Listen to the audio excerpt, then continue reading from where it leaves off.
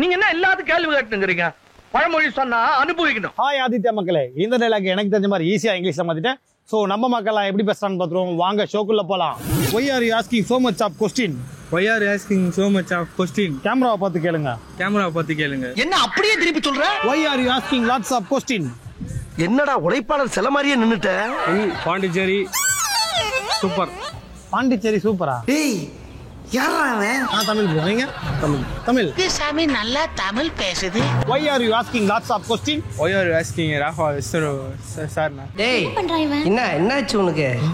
நீ பாட்டு இந்த 5ஆம் கிளாஸ் பையன் மாதிரி ஒப்ஷன் இருக்கிற. நீ ஆரம்பிச்சது பார்த்தா நான் ஏதோ போயிருவேன் A to Z போயிருவேன்னு நினைச்சேன்.